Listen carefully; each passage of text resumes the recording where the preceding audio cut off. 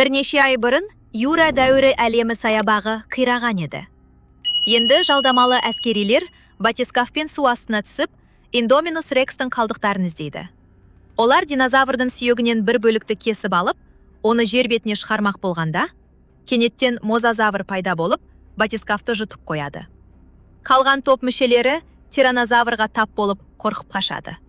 Артта қалған әскерилердің біріне арқан баспалдақ басталады. Бірақ оған жыртқыш жармасып қалады. Абырой болғанда арқан үзіліп кетіп, адам құтылғандай болғанымен, судан атылып шыққан мозазавр оны да жұтып қояды. Дегенмен жалдамалылар Индоминус Рекстің генетикалық үлгісін алып, оны тапсырыс берушіге жеткізіп үлгереді. Арада 3 жыл өтеді. Нублар аралындағы жанартау оянып, аралда тіршілік ететін барлық динозаврларды жойып жіберу қаупі төнеді. Сенатта ежелгі жануарларды құтқару керек пе? Әлде олардың өліміне жол беру керек пе деген мәселе талқыланады. Ян Малкин екінші шешімді қолдайды. Оның ойынша, адамдар динозаврларды тірілтіп, онсызда табиғат заңына шамадан тыс араласып қойған. Бұрын саябақты басқарған Клэр Деринг динозаврларды құтқару операциясына қаржы алуға тырысқанымен, үкімет араласпау туралы шешім қабылдайды. Егер динозаврлардың жойылу уақыты келген болса, солай ақ болсын. Алайда әлі де үміт бар еді. Дәл осы кезде Бенджамин Локвуд Клэрді өз үйіне шақырады. Ол кезінде Хаммондпен бірге динозаврларды клондау саласының алғашқы зерттеушілерінің бірі болған. Клэрді Локвудтың көмекшісі Эли Милс қарсы алып, барлық динозаврларды жаңа қорыққа көшіру жоспарын түсіндіреді. Ол жерде қоршаулар да, туристер де болмайды. Локвуд бұрынғы қателіктерін түзеткісі келеді. Аралдағы әрбір динозаврға арнайы чип орнатылған. Сондықтан оларды табу үшін бақылау жүйесіне қол жеткізу қажет. Милс Клэрден көмек сұрайды. Әсіресе ең маңыздысы Блу есімді велоцирапторды құтқару. Ал оны қолға түсіре алатын жалғыз адам бар. Ол Оуэн Грейди. Оуэн сол кезде үй салып жүрген болатын. Оған Клэр келіп, екеуі бұрынғы қарым-қатынастары жайлы аздап сөз таластырып алады. Кейін Клэр оны көмектесуге көндіреді. Өйткені Блу әлі тірі еді. Ты многие годы с ней работал, обучал ее, а сейчас дашь ей умереть? Ну да. Біраз ойланған соң, Оуэн командаға қосылуға келіседі. Топ құрамында палеоветеринар Зия мен компьютер маманы Франклин де бар. Көп ұзамай мамандар мінген ұшақ Нублар аралына жетеді. Жалдамалы әскерилерге Кен Уитли басшылық етеді. Олар аралда үлкен әскери база құрады. Қаруланған адамдар мінген көліктер қаңырап қалған саябаққа келгенде, айналадан алып мақұлықтың дыбысы естіледі. Зия көліктен атып шығып, өмірінде алғаш рет тірі динозаврды көреді. Бұл ағаштың басындағы жапырақтарды жеп тұрған брахиозавр еді.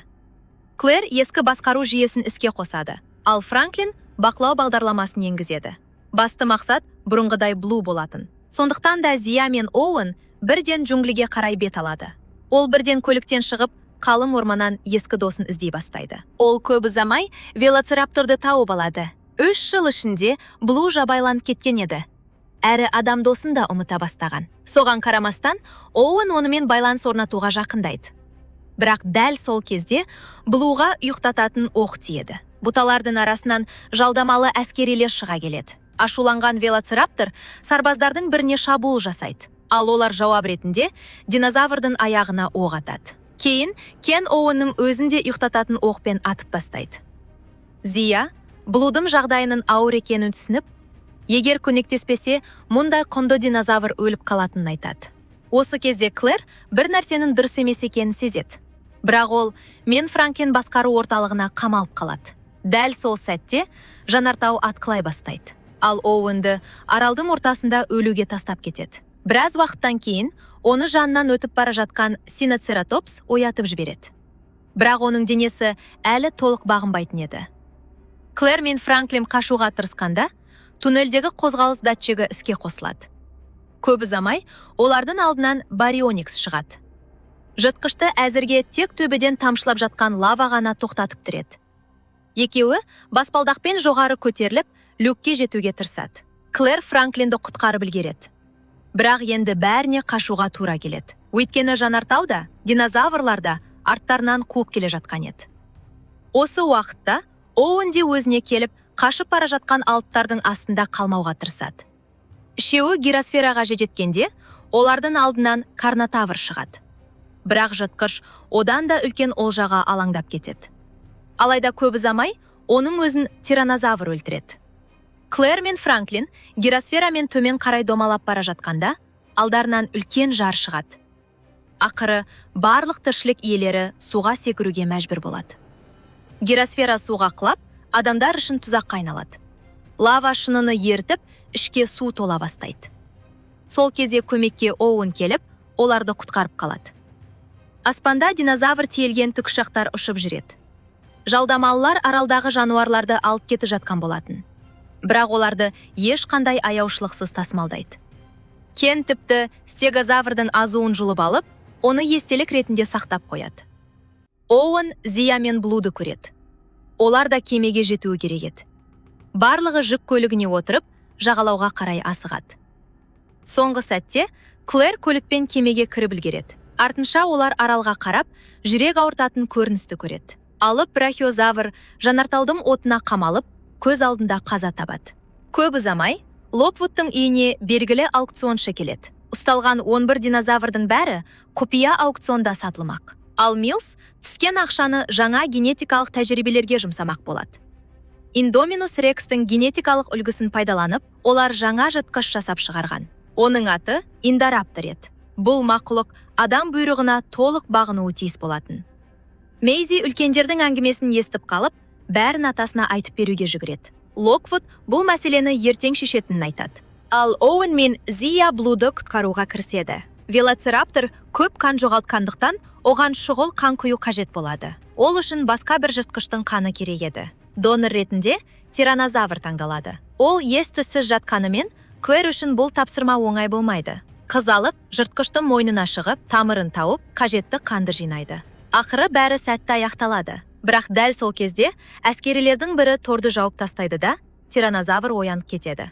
Клэр тордың үстіне өрмелеп шығып құтылады да, Оуэнді босатып жібереді. Оуэн тиранозаврдың аузына түсіп кете жаздағанымен, соңғы сәтте аман қалады. Ең бастысы, енді оларда қан құюға жеткілікті қан бар еді. Зия ақыры Блудың аяғындағы оқты алып шығады. Осылайша, операция сәтті өтіп, Блу аман қалады. Осы уақытта кішкентай Мейзи құпия сөзді жаттап алып, жасырын зертханаға түседі. Ол жерде Милс пен генетик Генри Вудың әңгімесін естіп қалады. Генри Ву, Блу тірі қалмаса, барлық жұмыстың зая кететінін айтады. Себебі Индораптор толық бағынатын жыртқышқа айналуы үшін, оның құрамында Блудың генетикалық материалы болуы керек еді. Бірақ бұл құпияны естіген Мейзиді Милс ұстап алып, бөлмесіне қамап қояды.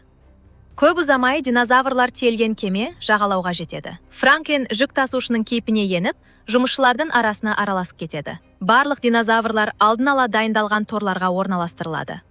Сол кезде Локвуд Милстың өзінен жасырын қандай істермен айналысып жүргенін біліп қояды. Ол Милстен дереу полицияға хабарласуын талап етеді. Алайда зұлым көмекші оның бұйрығын орындаудың орнына жастықпен тұншықтырып өлтіреді. Ал Оуэн мен Клэр жасырын түрде сарайға кірмек болғанымен ұсталып қалады. Екеуін торға қамап тастайды. Милс Кен Уитлиге оларды өлтіруді бұйырады. Осы кезде сарай алдына ондаған қымбат көлік келіп тоқтайды. Олардың ішінде фармацевтикалық компаниялардың өкілдері, ірі фермерлер және қару саудагерлері бар еді. Барлығы құпия аукционға қатысу үшін келген болатын. Мейзи бөлмесінен терезе арқылы шығып, атасының бөлмесіне кіреді. Алғашында ол Локвуд ұйықтап жатыр деп ойлайды. Бірақ көп ұзамай, оның қайтыс болғанын түсініп қорқып кетеді. Қыз ас үйдегі шағын лифтке тығылып қалады. Ал Милс күтушінің алдында қайғырған адам сияқты кейіп танытып, енді Мейзидің қамқоршысы өзі болатынын мәлімдейді. Торда отырған Оуэн көрші жақта ерекше динозаврдың бар екенін байқайды. Бұл бас сүйегі өте қатты стегимолық еді. Оуэн оны пайдаланып қашып шығудың жолын ойлап табады. Осы уақытта Эверсол аукционды бастайды. Алғашқы лот ретінде анкилозавр шығарылады.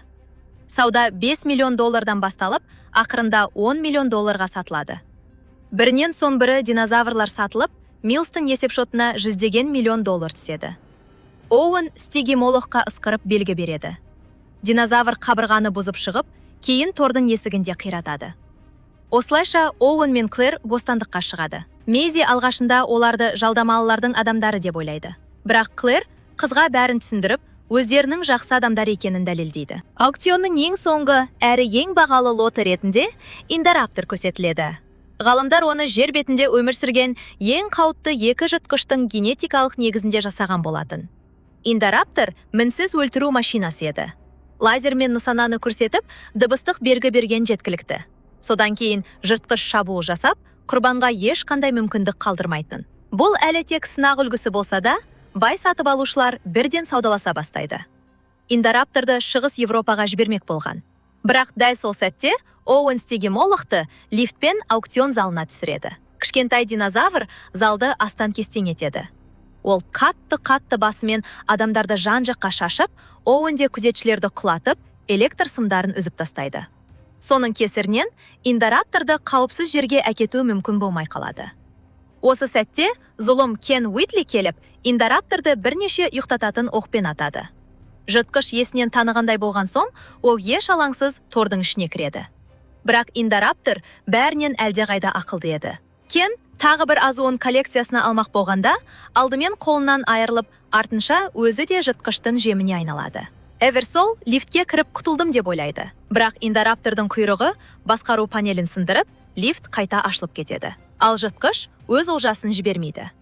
Осы уақытта Милс Мейзиді ұстап алып, оған үлкен құпияны айтады. Локвудтың ешқашан немересі болмаған екен. Ол қайтыс болған қызын қатты сағынғандықтан, оны клондап, Мейзиді дүниеге әкелген. Дәл осы сәтте индораптор Милстың өзіне де жетеді. Ал біздің кейіпкерлер қашып үлгереді. Генри Ву барлық генетикалық үлгілерді жинап, басқа жерде зерттеулерін жалғастырмақ болады. Ол үшін оған Блудың қаны да қажет еді. Бірақ тиранозаврдың қанын құйғаннан кейін, Блудың қаны бұрынғыдай жарамсыз болып қалған. Франкен зертханаға кіріп үлгеріп, Генри Вуды есінен тандырады. Алайда жалдамалы әскерилер олардың қашып кетуіне мүмкіндік бермейді. Сол кезде Зия Блуды босатып жібереді. Велоцираптор екі сарбазды да талап өлтіріп, кейін газдың иісін сезген соң зертханадан шығып кетеді. Көп ұзамай зертхана жарылып, ғимараттың ішін цианисті сутек газы баса бастайды. Бұдан бөліп, сарайдың ішінде индораптор да еркін жүреді. Ол жолыққан адамдардың бәрін өлтіріп, енді Оуэн мен басқалардың соңына түседі. Кейіпкерлер уақытша тығылатын жер тауып алады. Оуэн жарықты өшіріп, көзге түспей шығуды жоспарлайды. Ал Франклин динозаврлар улы газдан қырылып қалмас үшін желдету жүйесін іске қосуға тырысады. Ол идің басқару жүйесін қайта жүктеген кезде жарық қайтадан жанып кетеді. Осылайша индораптор өз олжаларын бірден байқап қалады. Жыртқыш Мейзидің соңына түседі. Қыз соңғы сәтте ас үйдегі шағын лифтке кіріп үлгереді. Клэр жараланғандықтан Оуэн Мейзиді құтқаруға өзі аттанады. Мейзи өз бөлмесіне жүгіріп кіріп, көрпенің астына тығылады. Бірақ индораптор оны бәрібір табуға бел буған еді. Ол шатырға шығып, балкон арқылы бөлмеге кіреді. Құлыпты ашып, жатын бөлмеге енеді. Жыртқыш аузын аша бергенде, бөлмеге Оуэн басып кіреді де, автоматпен оған оқ жаудырады. Өкінішке қарай, оқ-дәрі тез таусылып қалады. Оуэн келесі құрбанға айналғалы тұрған сәтте көмекке Блу келеді. Велоцираптор өзінен әлде қайда ірі қарсыласына шабуыл жасап, адамдарға қашып кетуге мүмкіндік береді. Алайда индораптор терезеден секіріп шығып, олардың соңынан қуа жөнеледі. Мейзи мұражай шатырының шетінде тайып кетіп, төмен құлай жаздайды. Оуэн оны ұстап қалып, екеуі биікте салбырап қалады. Дәл осы кезде Клэр жетіп келеді. Клэр лазерлік нысаналағышты Оуэнге бағыттайды. Әрине, ол оны өлтіргісі келген жоқ. Бұл индорапторды алдап түсіру үшін жасалған айла болатын. Жыртқыш лазер көрсеткен нысанаға қарай әйнек төбемен жүгіріп келеді. Жоспар бойынша ол төмен құлап кетуі керек еді. Бірақ индораптор соңғы сәтте құтылып қалады. Сол мезетте Блу тағы да шабуыл жасап, екеуі бірге төмен құлайды. Құлаған кезде индораптор трицератопстың қаңқасындағы өткір мүйіздерге шаншылып, мерт болады. Алайда тағы бір мәселе бар еді. Улы газ динозаврлар қамалған порларға дейін жетіп қойған болатын. Клэр көп ойланбастан оларды босатуға шешім қабылдайды. Бірақ басты қақпаны ашуға батылы жетпейді. Өйткені олар енді аралда емес, материкте тұрған еді. Егер динозаврлар еркіндікке шықса, оның салдары қандай болатынын ешкім білмейтін. Сонда Мейзи шешімді өзі қабылдайды. Ол түймені басып, барлық торларды ашады. Бостандыққа шыққан динозаврлар сарайдан жан-жаққа тарайды. Милс көліктің астына тығылып аман қалмақ болады. Бірақ сыртқа шыққан бойда оны тиранозавр ұстап алып жұтып қояды. Барлығы аяқталған соң, Оуэн Блуға өздерімен бірге жүруді ұсынады. Ол велоцирапторды қауіпсіз жерге апарғысы келеді. Бірақ Блу басын бұрып, құйрығын бұлғап қана қояды да, бұталардың арасына кіріп кетеді. Сол сәттен бастап, адамдар мен динозаврлар бір әлемді бірге бөлісуге мәжбүр болады. Осылайша жер бетінде жаңа Юра дәуірі бастау алады. Бүгінге осымен тәмам достар. Егер сіздерге видео ұнаған болса, каналға тіркеліп қойыңыздар. Бұл бізге үлкен шабыт береді. Сонымен қатар, осы фильмнің 3-ші бөлімі шыққанын қаласаңыздар, комментарийға жаза кетіңіздер. Келесі кездескенше, аман сау болыңыздар.